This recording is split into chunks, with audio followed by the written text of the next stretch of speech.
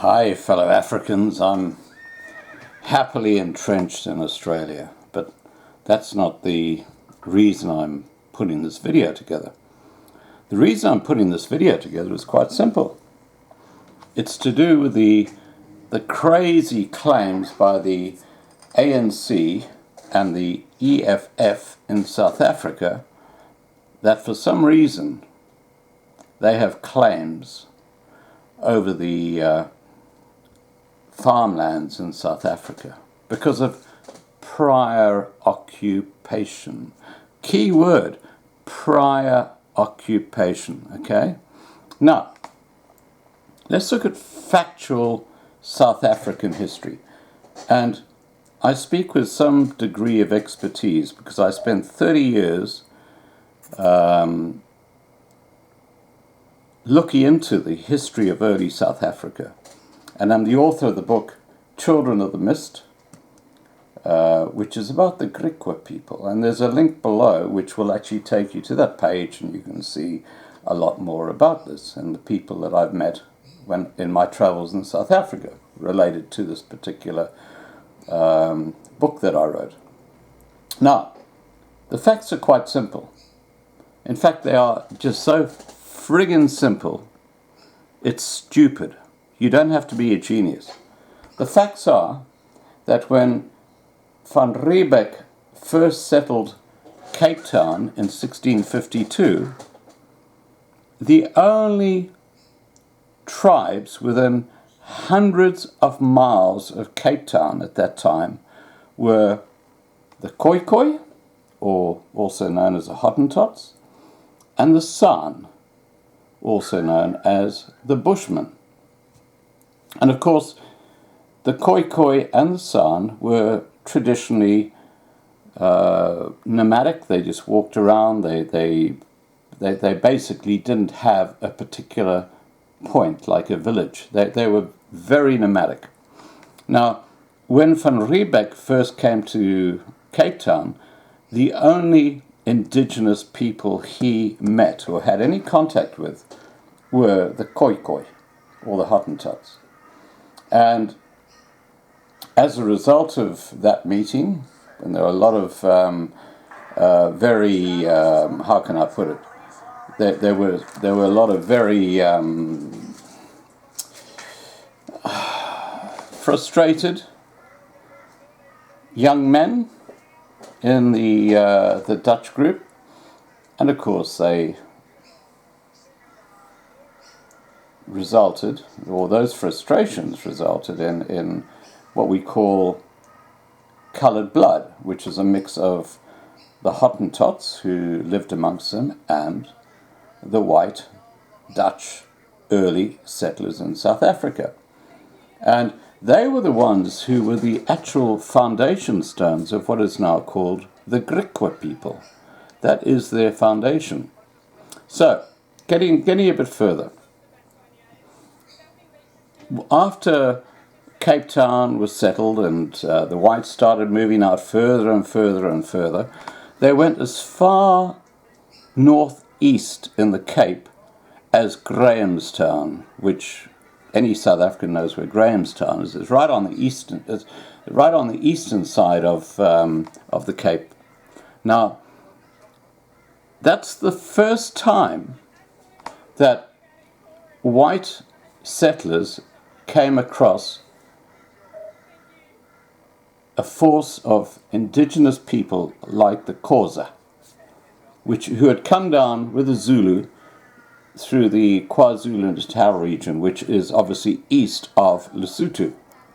And everything west of Lesotho, right up to the Atlantic Ocean, and all the way up to Port Petersburg in the north, near Bait Bridge, or the old Bait Bridge, where Zimbabwe, which used to be Southern Rhodesia, is, there wasn't one indigenous tribe in that area, apart from roaming San, or Bushmen, and roaming Khoikhoi, or the Hottentots.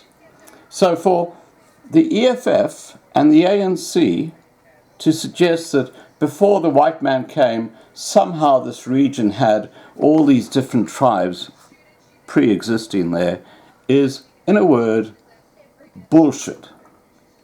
Now let's put this in perspective. Again, I wrote the Griqua history, Children of the Mist, so I know a bit about this subject. Now, the Griquas, back in the early 1700s, going up to the late 1700s, moved just north of the Orange River into a place called Griqua Town, and you can actually search on Google Maps and find Griqua Town. That was the first settlement in South Africa north of the Orange River.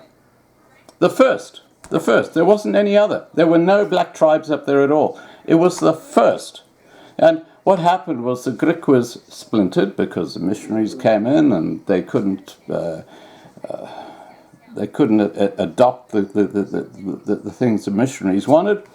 So they moved into the Orange Free State. And if there is any suggestion of prior ownership of land, it is by the Griqua people who inhabited the Orange Free State. Because when the 1820 settlers, the Boers, came through the Free State, they, through a very devious agreement with the British government, and the British government were just covering their own backsides and didn't want to fight the Boers, they basically threw the Griquas off their land, which was pre-existing ownership by the Griqua. There was not a Zulu to be seen, there was not a Xhosa to be seen, there was not a Zuma to be seen. All this bullshit of the politicians about, hey, we had this land before you guys did, is, in a word, bullshit. So, moving on. Piet Retief and his mob go up into Natal, and there they come across the Zulus. And of course you have those epic historical battles like Blood River, which happened not in the Orange Free State, not in Gauteng, not in the Cape, but in KwaZulu-Natal, where the only Africans lived. So when you hear the South African politicians suggesting that, hey, we lived here before you guys did, that's bullshit. They weren't there. They weren't anywhere near that area. They were up in KwaZulu-Natal. So let me add this to you, to the bit of information to you. In East Griqua land, where the Griquas landed in the mid-1800s, there was a terrible shortage of coinage, and token coins were largely used. And the the Strachan and Company tokens were the first indigenous South African coinage to be widely used as currency in a very large area. Now, this only changed in the late 1800s. Now, we're talking over 200 years after Van Riebeeck arrived in Cape Town. This only changed in the late 1800s when black labour, which again was the Xhosa and the Zulus and other tribes, were shipped up to places like Johannesburg and Kimberley, where they started working on the diamond mines and the diamond fields, and then later on in Johannesburg where the gold fields are. That's when the first black populations moved into an area west of Lesotho. So for the ANC and the EFF to suggest that the whites came in and kicked the blacks off their land, it's absolute bullshit. And as I said to you, you don't have to be a friggin' genius. You just go on Google and look up the basics of South African history, and you'll see this is a fact.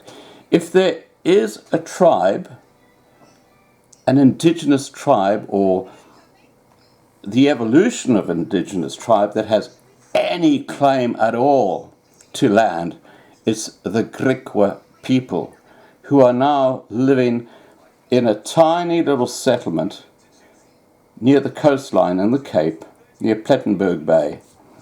And their king, their chief, whatever you like to call him,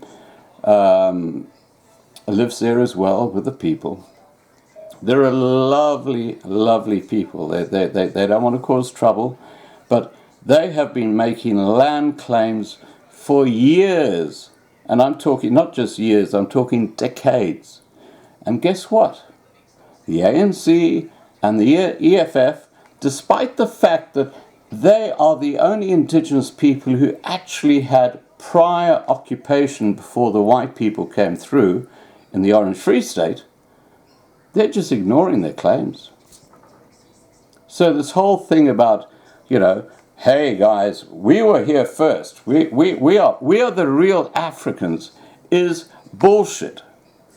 The real first South Africans were the San, or the Bushmen, the Khoi or the Hottentots, and the Khoi were more widely located around the Cape region where Van Riebeck first came in. But there was not one of his other friggin' tribes anywhere to be seen.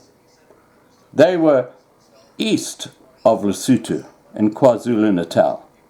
They didn't come into the rest of South Africa until long after the whites had settled and set up farms in that region.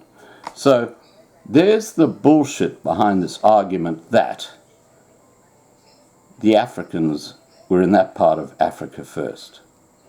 The Dutch, followed by the British, were the original existing South Africans, because unfortunately the Khoi, because of largely smallpox, were wiped out, and the only really existing part of the Khoi are the Griqua, which is that mix of coloured people.